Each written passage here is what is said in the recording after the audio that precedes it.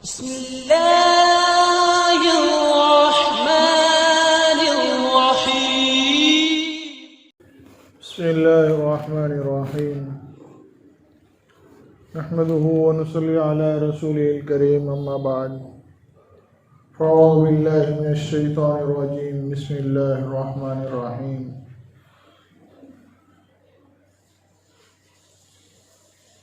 قوا أنفسكم وأهليكم نارا.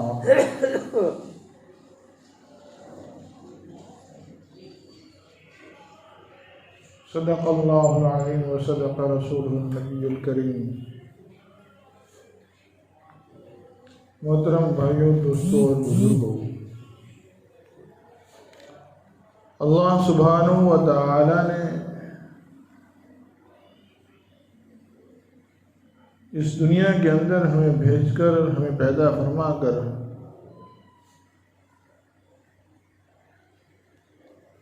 ایک زندگی عطا فرمائی، اور اس زندگی کو ختم کرنے کے بعد ہم میں سے ہر ایک کو اپنے رب حقیقی کے پاس جانا ہے. کوئی یہاں باقی نہیں بچنے والا، کوئی باقی نہیں بچے گا. پیارے حبیب صلی اللہ علیہ وسلم کا فرمان ہے کہ میری امت کے ایوریج جو عمر ہے وہ 60 سے 70 سال کی ہے.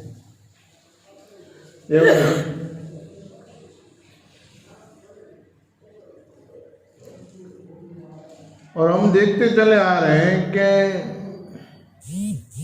لوگ کیسی عمروں میں اللہ سے جا ملتے ہیں. روزانہ کوئی نہ کوئی قریبی اس فانی دنیا کو چھوڑ کر اللہ تبارک و تعالیٰ سے جا ملتا ہے. اور جو حالات اس دنیا میں بنے ہوئے ہیں، ہر آدمی پریشان ہے، ہر آدمی مایوس ہے.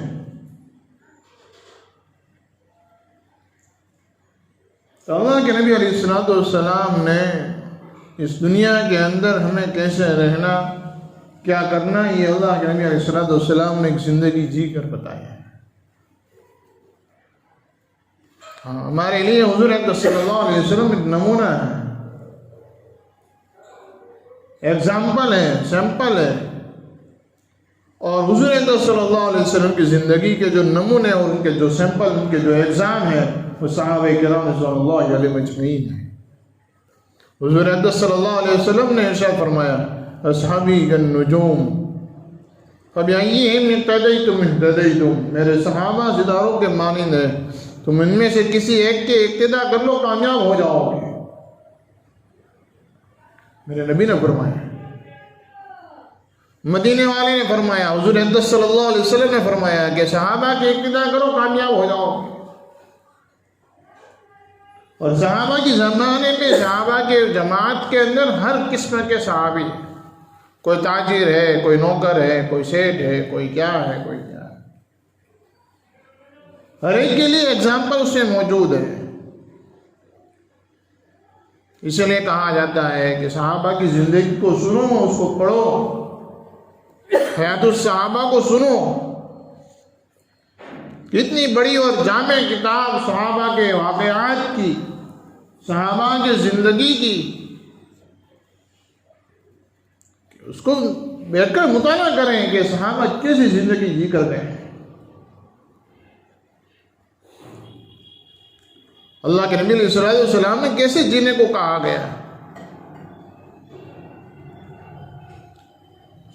تو یہ ساری چیزیں اور دنیا کے تمام حالات، ہمارا ایک یقین ہے کہ اللہ رب العزت کی مرضی کے بغیر درخت کا ایک پتا نہیں ہل سکتا. کسی کی کیا اوقات اور کسی کی کیا مجال ہے کہ وہ کسی کو پریشان کرے، کسی کو تکلیف پہنچائے. اللہ کی قدرت کے سامنے یہ سارے سب کچھ نہیں ہے. لنگڑے مجھول کی پر کے برابر بھی ان کی کوئی حیثیت نہیں اللہ کی قدرت کے سامنے. سمندر کے سامنے ایک قطرے کی کیا حیثیت ہوتی ہے، اللہ کی قدرت کے سامنے ان کی تو اتنی بھی حیثیت نہیں ہے.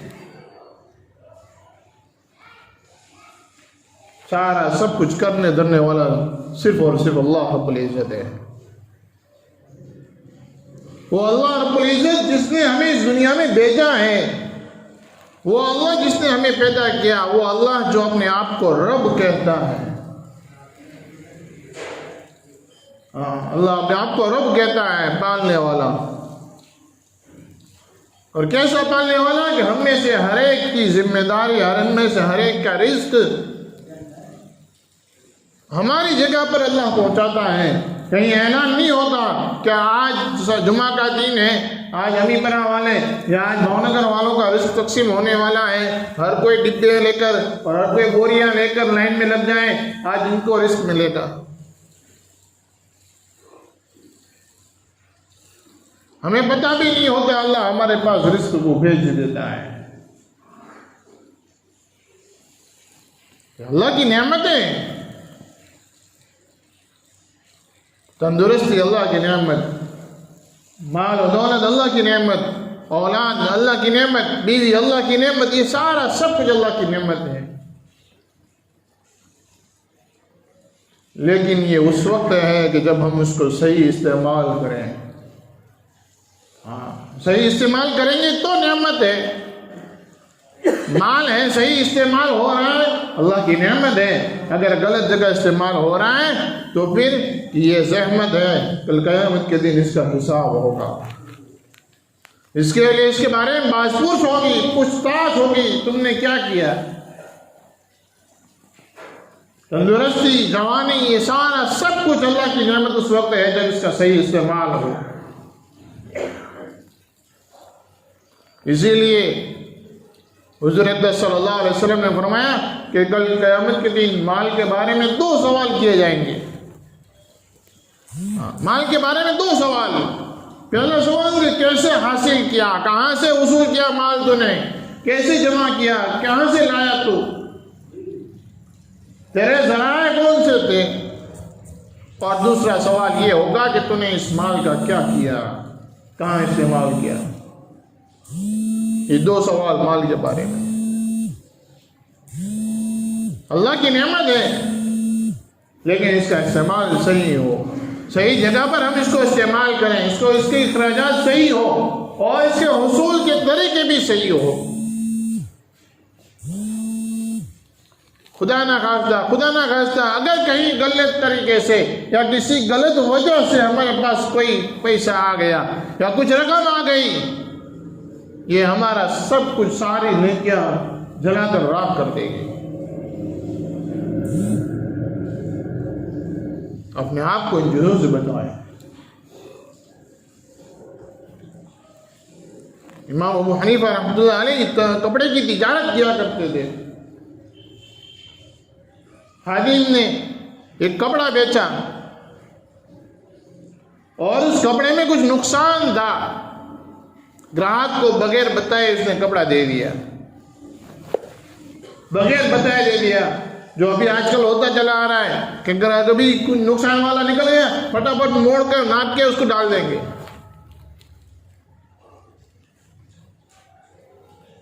بتائیں گے نہیں. وہ گراہک چلا گیا، اس نے کچھ نہیں کہا.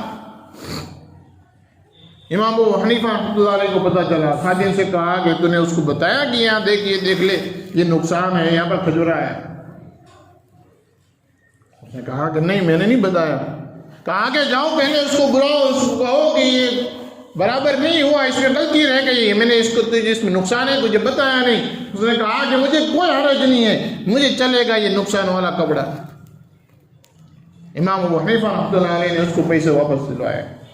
پیسے واپس دو بغیر کہے. حرام تو کیا، شبہ والا، شک والا پیسہ بھی ہمیں نہیں چاہیے.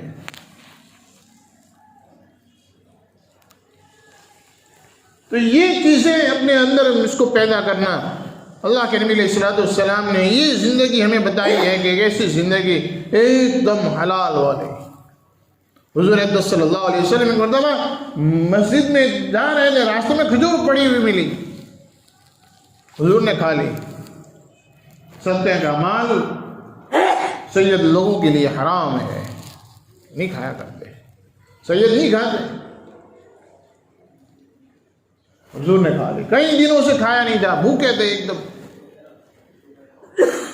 دیکھا تو رہا نہ گیا اور یہ سوچا کہ میں تو اتنے دنوں سے بھوکا ہوں، برداشت بھی نہیں ہو رہی، اور یہ نیچے پڑی پڑی ضائع ہو جائے گی، کھا لی۔ بعد میں پتہ چلا کہ ہو سکتا ہے یہ صدقے کی ہو، یقین نہیں تھا، خالی شک تھا کہ ہو سکتا ہے۔ اللہ کے نبی علیہ الصلوۃ والسلام نے کہہ کر دی۔ حضرت عمر رضی اللہ تعالیٰ عنہ مسجد میں بیٹھے بیٹھے کورٹ چالو ہے اور فیصلے پہ فیصلے کرے جا رہے ہیں، تھکے ہوئے ہیں،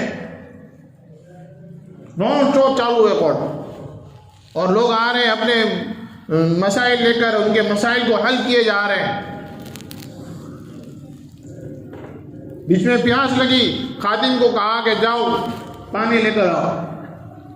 خادم پیالے میں پانی لے کر آیا، حضرت عمر رضی اللہ تعالیٰ عنہ کھڑے کھڑے پی گئے، ان کو احساس تک نہیں تھا کہ میں نے پانی پیا ہے۔ کچھ دیر کے بعد پھر خادم سے کہا کہ میں نے تم سے پانی منگوایا تھا، تم نے مجھے پانی نہیں دیا۔ خادم نے کہا کہ امیر المومنین میں نے آپ کو پانی دیا تھا، آپ نے پانی پیا اور کھڑے کھڑے پیا ہے۔ امیر المومنین نے منہ میں انگلیاں ڈال ڈال کر قے کیے۔ لوگوں نے کہا کہ خالی پیٹ ایک کٹورا پانی پیا ہے، یہ کیسے باہر نکلے گا؟ ایک کٹورا ہی تھا، حضور صلی اللہ علیہ وسلم کی سنت تھی، کوئی فرض تھوڑا نا۔ انہوں نے کہا کہ نہیں، میرے نبی کی سنت مجھ سے ٹوٹ گئی ہے، یہ قطرہ میرے جسم میں نہیں جانا چاہیے، طے کر دے۔ صحابہ سنت کو سنت سمجھ کر عمل کرتے تھے، اور آج ہم سنت کو سنت سمجھ کر چھوڑ دیتے ہیں۔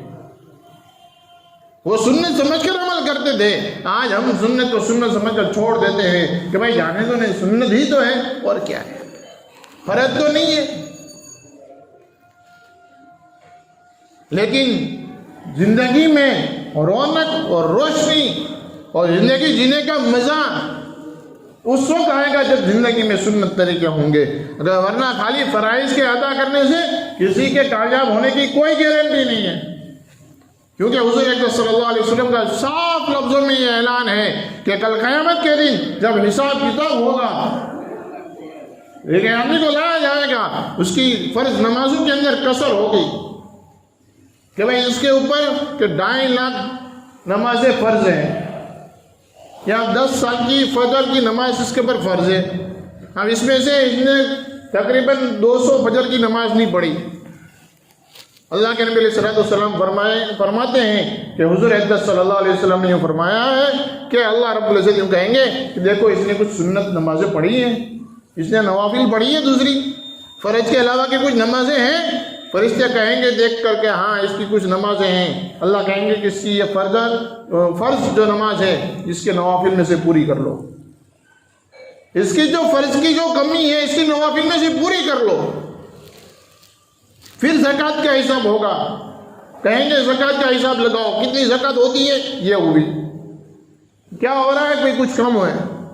اللہ کے نبی علیہ السلام فرماتے ہیں اللہ کہیں گے کہ دیکھو اس نے کچھ نفلی صدقات وغیرہ کیے ہیں، کسی غریب کے گھر میں بغیر کچھ کہے کچھ دیا ہے، کسی کی ضرورت پوری کی ہے اس نے، فرشتے حساب لگائیں گے، کہیں گے ہاں ہے تو پورا کر دو، اور اگر نہیں ہے فرشتے کہیں گے کہ نہیں اس نے نفلی کچھ کیا ہی نہیں ہے، خالی فجر زکوٰۃ کر کے دیا ہے، اس میں بھی یہ کم نکلا ہے، تو پھر اللہ تبارک تعالیٰ کہیں گے کہ اب اس کو اس کے بدلے میں اس کو جو سزا ہوتی ہے وہ اس کو دے دو۔ اس لیے کہ ہم سنتوں کی پابندی کریں ہر چیز میں، خالی اپنے مطلب کی سنتوں پر عمل کرنا اور باقی سنتوں پر چھوڑ دینا، یہ کہاں کی انصافی ہے، یہ کہاں کا انصاف ہے، یہ کون سی عقل مندی ہے؟ جہاں ہمارا مطلب نکلتا ہے ہم فوراً مولانا کے پاس دوڑ کر چلے جاتے ہیں، مولانا دیکھو یہ حق ادا نہیں ہو رہا ہے، میرے بھائی نے دکان پر قبضہ کر رکھا ہے، مکان پر قبضہ کر رہا ہے، میرا حق نہیں دیتا۔ ارے ہم اپنا بھی کریں، سب کا کریں، خالی اپنے مطلب کا نہ کریں۔ اللہ کے نبی علیہ السلام نے مکمل دین بتایا ہے اور مکمل دین پر کامیابی ہے۔ خالی 2 رکعت فجر کی فرض پڑھنے سے یا ظہر کی 4 رکعت فجر فرض پڑھنے سے کام پورا نہیں ہو جاتا، سنت اور نوافل کا اہتمام کیا جائے۔ اس کا اہتمام کریں. اللہ کے نبی علیہ الصلوۃ والسلام نے جو سنتیں بتائی ہیں اس کے کافی فائدے ہیں، فوائد ہیں اس کا اہتمام کرو اور علماء کرام کے پاس جا کر بیٹھو. روزانہ ایک نئی سنت کو جانو، روزانہ ایک نئی سنت کو سیکھو اور پھر اس پر عمل کرو. صحابہ کرام رضوان اللہ علیہ مجمعین اللہ کے نبی علیہ الصلوۃ والسلام کی خدمت میں آتے ہیں، حضور کچھ بات بتاتے، وہ وہاں سے کھڑے ہو کر فوراً چلے جاتے اور عمل کر کے پھر واپس آتے. اللہ کے نبی سے یوں کہتے کہ نبی جی آپ نے جو بات بتائی میں نے اس پر عمل کیا ہے. ہم ایک بزرگ کے پاس بیٹھے ہوئے تھے، انہوں نے یوں کہا کہ دیکھو تم جو اللہ کی سنت کو جانتے ہو اور جو نہیں جانتے، علماء کرام کے پاس بیٹھ کر اس کو جانو، سیکھو اس کو اور پھر کم سے کم درجے میں اس کو زندگی میں ایک مرتبہ عمل کر لو. پھر انہوں نے ایک مثال بتائی کہ اللہ کے نبی علیہ الصلوۃ والسلام جب پیشاب یا پاخانے کے لیے جاتے تھے تو کھیتوں میں بہت دور جایا کرتے تھے. یہ اللہ کے نبی کی سنت ہے. حضرت نے کہا کہ اب چونکہ گھروں میں اور بیڈ روم کے اندر بیت الخلا بن چکے ہیں، اس سنت پر عمل نہیں ہوتا، لیکن کبھی کبھار اس سنت پر عمل کرنے کے لیے اسپیشل اپنے شہر سے باہر کہیں باہر گاؤں میں اور کہیں کھیتوں میں دور چلے جائے، وہاں جا کر کم سے کم پیشاب کر لے. یہ سنت کے اوپر عمل کرنے کی نیت سے، سنت پر عمل کرنے کی نیت سے اللہ رب العزت ایسی سنتوں کی قدر کریں گے. اللہ تبارک و تعالیٰ ایسی چیزوں کی قدر کریں گے اور اس پر اللہ نوازے گا. حضور صلی اللہ علیہ وسلم نے فرمایا کہ اللہ رب العزت کو بہت ساری نمازیں اور بہت سارے صدقات کی ضرورت نہیں ہے. اللہ بہانہ ڈھونڈتا ہے اپنے بندے کی مغفرت کا، بہانہ ڈھونڈتا ہے، کوئی بہانہ مل جائے مغفرت کا. اس لیے ہمیں پتہ نہیں ہے اللہ کو ہمارا کون سا عمل پیش قبول اور پسند آ جاوے. اس لیے ہم اپنے آپ کو اللہ کے نبی علیہ الصلوۃ والسلام کی زندگی کے مطابق جینے کی کوشش کریں.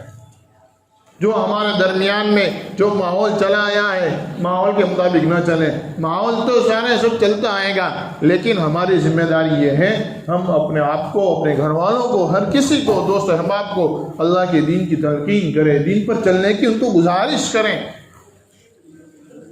کیونکہ اگر ہم جنت میں چلے گئے، ہمارے ساتھ اٹھنے بیٹھنے والا اگر خدا نخواستہ اس کے بارے میں کوئی دوسرا فیصلہ ہو گیا، کل قیامت کے دن وہ اللہ سے درخواست کرے گا کہ اللہ یہ میرا دوست ہے، یہ میرا بھائی ہے، یہ میرا بیٹا ہے، میرا باپ ہے، یہ میرا فلاں ہے، میں اس کے ساتھ رہتا تھا، میرا تعلق اس کے ساتھ تھا، لیکن اس نے مجھے کبھی نہ سمجھایا، اس نے مجھے بتایا نہیں. اگر اس نے مجھے سمجھایا ہوتا تو آج میں اس گناہ کو نہ کرتا، آج میرا یہ فیصلہ نہ ہوتا، ہمارا فیصلہ اچھا ہو گیا ہوتا، لیکن کسی دوسرے کی وجہ سے اس میں کوئی اسٹے آ جاتا ہے. اس لیے میں درخواست کرتا ہوں کہ اللہ کے نبی علیہ الصلوۃ والسلام کی سنتوں کے اوپر عمل کریں، اس کی پیروی کریں. حضور اقدس صلی اللہ علیہ وسلم نے جو زندگی جی کر گئے ہیں اس زندگی کو اپنائیں. علماء کرام کی صحبت اختیار کریں، ان سے پوچھیں، روزانہ ایک نئی سنت کو سیکھ کر اس پر عمل کرنے کی کوشش کریں. اللہ کے نبی علیہ الصلوۃ والسلام نے جو سنتیں بتائیں بہت آسان ہے، کوئی مشکل نہیں ہے. کھانے سے پہلے ہاتھ دھونا اللہ کے نبی کی سنت ہے، کہاں مشکل ہے. سونے کے لیے دانے کا کروٹ پر سونا یہ سنت ہے اللہ کے نبی کی، یہ مشکل تھوڑا ہے. سونے سے پہلے کپڑے کا تبدیل کرنا، کپڑا بدلنا اللہ کے نبی کی سنت ہے، یہ کہاں مشکل ہے. ساری آسان چیزیں ہیں. ایسی ہزاروں سنتیں ہیں، روزانہ ایک دو سنت کو سیکھیں، اس پر عمل کریں، اللہ سے دعا مانگے. اللہ رب العزت سنتوں پر عمل کرنے کی برکت سے ہماری دعا کو کبھی رد نہیں کرے گا. اللہ رب العزت سے دعا ہے کہ اللہ تبارک و تعالی ہم تمام کو کہنے سنے زیادہ عمل کرنے کی توفیق عطا فرمائے.